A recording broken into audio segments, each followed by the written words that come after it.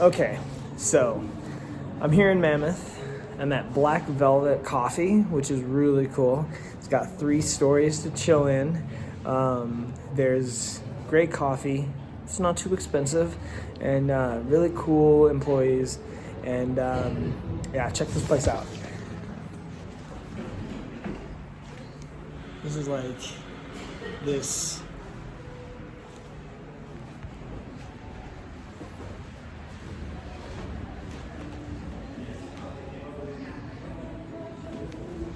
It's so sick. I'm up in the top floor. It's some sweet wall decorations there, and it's really cool here. The Wi-Fi's good, so I'm uploading videos, and yeah, this video is unfortunately my Muir video. As I was going through my phone last night, I realized that my storage was full. I didn't know how to clear it. I'm not super tech savvy, and long story short, I deleted a bunch of photos and videos from the day that I crossed over Muir Pass, and I'm really bummed about that, but I'm not gonna let it get to me. Unfortunately, I don't get to share all of that hiking with y'all, which I would love to do because it was epic. It was Father's Day, so I got a little emotional up at the Muir hut. I didn't realize it was Father's Day until I got there and looked in the logbook, and someone else had written Happy Father's Day, and I was like, oh God. And I just broke down and had a cry session listening to the Melvins and just remembering my dad, but also honoring him, and by just, you know, like, I just really took the day and did a lot of miles, did a lot of hiking, walked on a lot of snow, saw some cool frozen lakes. I saw a bear. I saw this bear.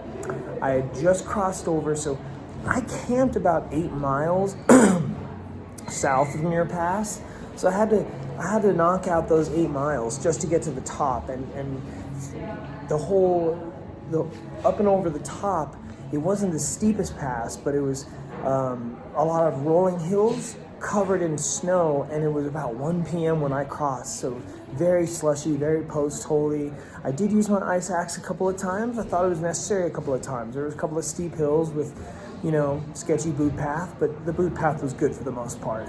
And I also wore my ice spikes, definitely, but I had to bang out 8 miles just to get to the top of the pass, get to the Muir hut. And, you know, I'm having my, you know, like, remembrance of my dad, Father's Day sob at the top. And there was another gal there named Someday, who's from Germany, and she was having a migraine that day. So we were the only 2 hikers up there, and we were both in these pain caves. It was funny. It really actually was. And 3 miles down from the top of snow travel. So my feet got cold, but my snow system worked. I had my Wool Crew socks on underneath my neoprene surf booties and ice spikes, and motored across that pass. And I was coming down the north side of the pass. The trail went off kind of to the west, but to the east of the trail, there was this huge, like, 1.5 mile long rock field. So I was just so done walking on snow that day and decided, well, I'm gonna just take the rock path. And so I'm rock hopping, and after a while of rock hopping, I kind of stopped to get my bearings, and like I checked far out, and I'm like, let's see what's up. And as I'm looking at my phone, looking at far out, I look up and I lock onto something about 200 yards out from me. And I thought at first glance, I was like focusing, like, what is that? I thought it was a mountain goat. Like, we have mountain goats in Washington that are pretty big. I mean, like, they'll come, you know, their shoulders will come up, you know, to my chest. And I thought it was a mountain goat. So I was like, what? But then I looked closer and it was black. And I'm like, mountain goats don't come in black. And then I realize it's a bear. I saw its ears. It was like standing on this rock looking at me. Like, what are you doing up here, dude? And I was thinking the same thing, because what's it gonna do at that elevation? Eat marmot? Maybe it wanted marmot for dinner. Maybe it wanted to go on an afternoon stroll up at a higher elevation. Either way, it sniffed me. I was directly upwind of it. And then I went west, it went east, and it was amazing. Had a great rest of the day, pulled like an 18-mile day that day. And yeah. The John Muir Wilderness is crazy. A lot of people out here really idolize John Muir. He's a hero to a lot of people, and he did some great things getting these parks, made into national parks and forests and wilderness area. Shout out to him for that.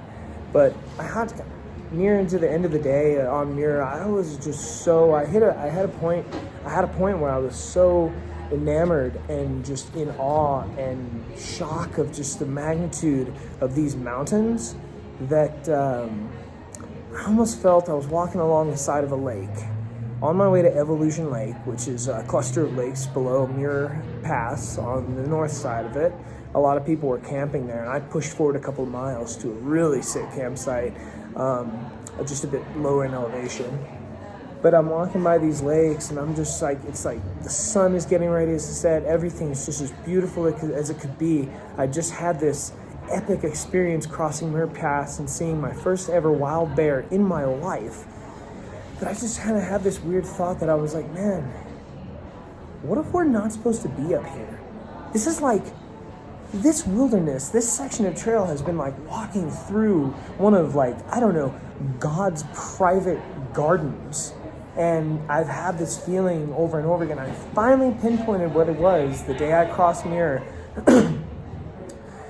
I felt like I was walking through someone's private property, like a private property, a private garden. I felt like I was trespassing, but not in a bad way, but in like, in a sense of I'm not supposed to be here. Like, this is someone's private garden, and I better, move along and get on out of here. And that was interesting. That made me think, like, wow, what if we're not supposed to be in these places? All these different places around the world, in these different states and different countries, the Olympic National Park, here in the Sierra, places like in Washington, like the Enchantment Lakes Wilderness, places that are so awe-striking and almost incomprehensible to the human mind of just how amazingly beautiful they are. Maybe they're, I don't know, interesting. Because the ocean's amazing and beautiful, but we need scuba gear to get there. Are we really supposed to be there? It's just food for thought. So yeah, I have nothing other than the ability to give a quick synopsis of what the Muir Pass day was like, because I don't have the footage, unfortunately. But you know what? There you have it. So thanks for watching, and I'm going to get on with the videos.